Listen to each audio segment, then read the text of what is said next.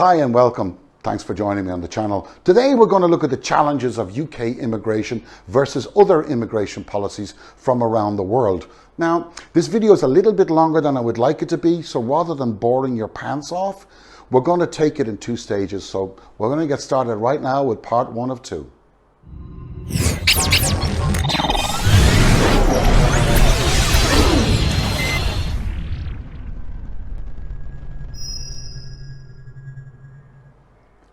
Now, in order to examine the subject correctly, let's leave nationalist agenda, leave that sentiment at the door, okay? We're going to completely remove it from the equation. For the purpose of this discussion, let's also take religion and skin color with some degree of acceptance. Now, we will, however, draw some comparisons between the UK, Australia, Canada, and a little-known country in Southeast Asia called Malaysia. And then you can make up your own minds as to whether or not the UK is going down the right road. Now, let's not forget, and it's very important, that from an economic viewpoint, full employment will almost always lead to inflation, as that removes just one of the key downward pressures on pricing of labour, because salaries will rise and companies become less competitive. Western economies in general need exports. There are few in the world that do not strive to have a trade surplus. Self-sufficiency in a Western economy is not really at the races, you know, it doesn't really happen. So we're going to start with Canada. Now, this is going to come as a very big surprise to many of you, but the fact is that Canada, as of 2019, admits roughly twice as many immigrants per capita as both the US, Australia. You know, most people don't realize it, but Canada also gives preferences to unskilled immigrants, unlike many other nations. Now, however, there are many relatives of settled immigrants that are being sponsored by other family members, which could explain this, who, by the way, when they arrived, were largely also unskilled, but have been resident a number of years and are of good standing.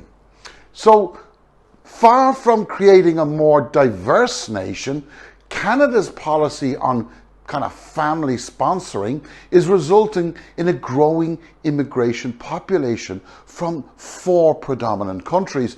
Number one, China; two, India; three, Pakistan; and finally, the Philippines.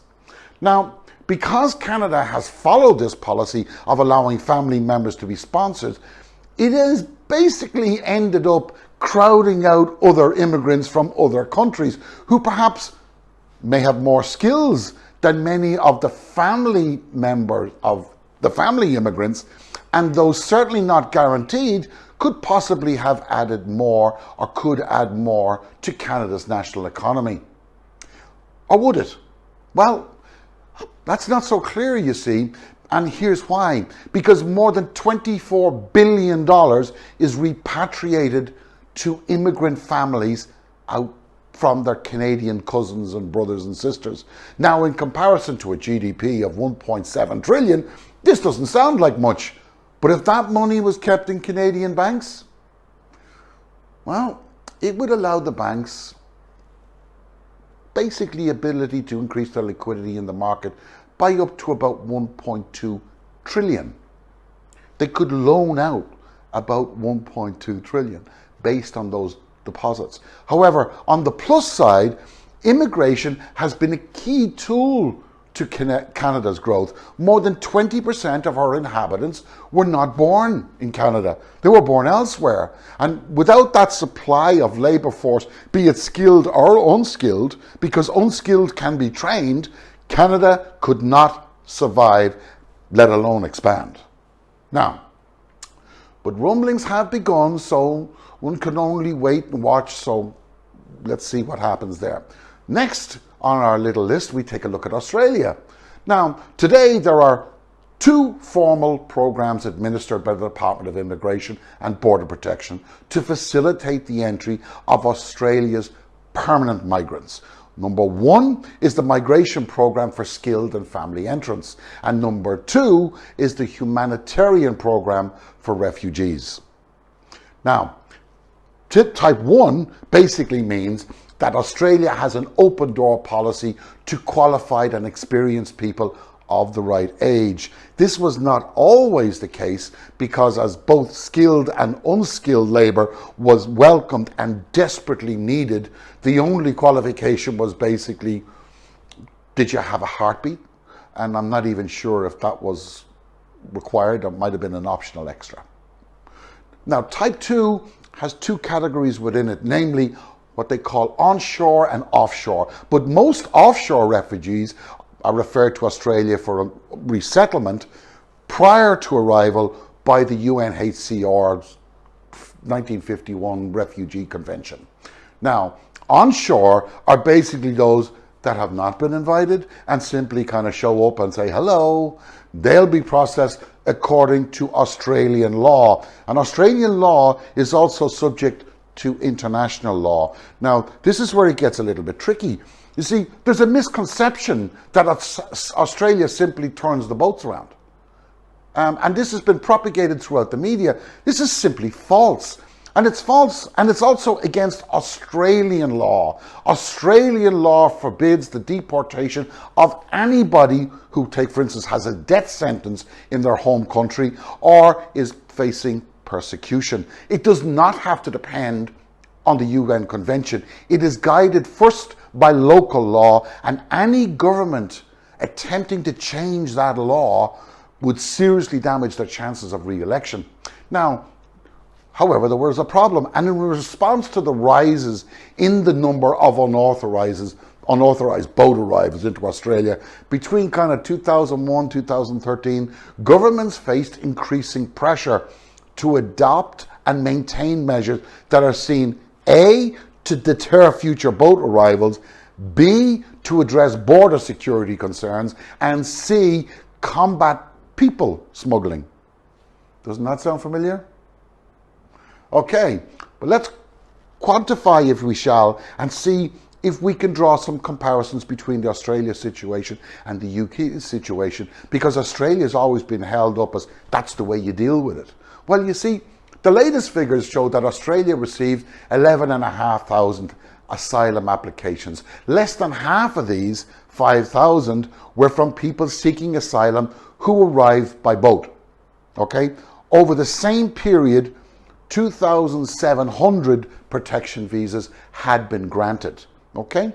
Now, this is just 1.3% of the 213,000 people who legitimately migrate to Australia basically every single year on their skilled, unskilled labour programs. Now, with a population of 23 million, the figures are not substantial, but it is the thorny issue sometimes, and it is blown up by politicians with their own agenda.